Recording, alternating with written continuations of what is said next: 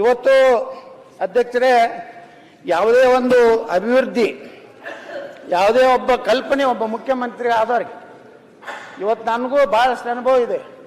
ನಾನು ಕೇಂದ್ರದಲ್ಲಿ ಮಂತ್ರಿಯಾಗಿ ಕೆಲಸ ಮಾಡಿದ್ದೇನೆ.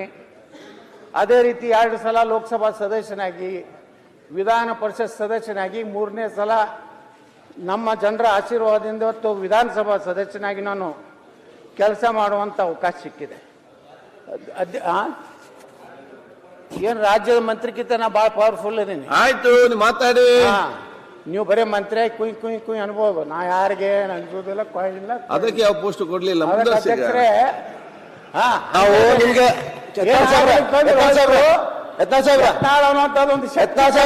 ಇದೆ ಅನ್ನುವಂಥದ್ದನ್ನು ನಿಮ್ಗೆ ನೆನಪಾಗಿ ಕೊಡ್ತೀವಿ. ಎಂ ಬಿ ಪಾಟೀಲ್ರೆ, ಇವತ್ತು ಅಧ್ಯಕ್ಷರೇ, ನಾವೆಲ್ಲರೂ ಒಬ್ಬ ರಾಜ್ಯದ ಮುಖ್ಯಮಂತ್ರಿಗಳು ಏನಾಗಿದೆ ಅಂದ್ರೆ ಅಧ್ಯಕ್ಷರೇ, ಮುಖ್ಯಮಂತ್ರಿಗಳು ಎಷ್ಟು ಮೀನ್ ಮೈಂಡೆಡ್ ಆಗ್ಯಾರ. ಇವ್ರು ಒಬ್ಬರಿಗೆ ಹೇಳೋದಿಲ್ಲ, ನಾವು ಯಾರಿಗೂ ವೈಯಕ್ತಿಕ ಒಬ್ಬರಿಗಾಗಿ ಮಾತಾಡ್ತಾ ಇಲ್ಲ. ಅವರು ಒಂದು ವಿಧಾನಸಭೆಗೆ ಸೀಮಿತ ಆಗಿದ್ದಾರೆ. ಮತ್ತೊಂದು ಭಾಗದ ಡೆವಲಪ್ಮೆಂಟ್ ರೊಕ್ಕ ಇದೆ, ಅಲ್ಲೇ ಹಾಕೋದು, ಅಲ್ಲೇ ನೀರಾವರಿ ಮಾಡೋದು, ಅಲ್ಲೇ ರೋಡ್ ಮಾಡೋದು.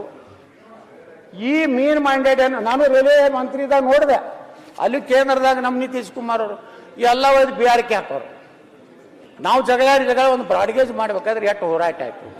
ಅದಕ್ಕೆ ನಾ ಹೇಳ್ತಾ ಇರೋದು ಏನಂದ್ರೆ ಅಧ್ಯಕ್ಷರೇ, ಇವತ್ತು ವಿಶಾಲ ಮನೋಭಾವನೆಯಿಂದ ಯಾವ ಭಾಗ ಅತಿ ಹಿಂದುಳಿದಿದೆ, ಇವತ್ತು ನೋಡಿ ಶಿಕ್ಷಣ, ಕೈಗಾರಿಕೆ, ನೀರಾವರಿ ಇವೆಲ್ಲ ಅಭಿವೃದ್ಧಿ ಆದಾಗ, ಸಮಗ್ರ ಅಭಿವೃದ್ಧಿ ಆದಾಗ, ನಾನು ಡಾಕ್ಟರ್ ನಂಜುಂಡಪ್ಪ ವರದಿ, ನಮ್ಮ ದಿವಂಗತ ಎಸ್.ಎಂ. ಕೃಷ್ಣ ಅವರು ಒಂದು ನ್ಯಾಯ ಕೊಡಬೇಕು ಉತ್ತರ ಕರ್ನಾಟಕಕ್ಕೆ ಅಂತೇಳಿ ಡಾಕ್ಟರ್ ಡಿ.ಎಂ. ನಂಜುಂಡಪ್ಪನವರ ನೇತೃತ್ವದಲ್ಲಿ ಒಂದು ಸಮಿತಿಯನ್ನು ಮಾಡಿ, ಅವತ್ತು ಈ ರಾಜ್ಯದಲ್ಲಿ 39 ತಾಲೂಕುಗಳು, ಅಂದರೆ ಹಿಂದಿನ ತಾಲೂಕು ಅವತ್ತಿನ ಕಾಲದಲ್ಲಿ 39, ಅತಿ ಹಿಂದುಳಿದ ತಾಲೂಕುಗಳು 40, ಹಿಂದುಳಿದ ತಾಲೂಕುಗಳು 35 ಅಂತೇಳಿ ಈ ರೀತಿ ವರ್ಗೀಕರಣ ಮಾಡಿ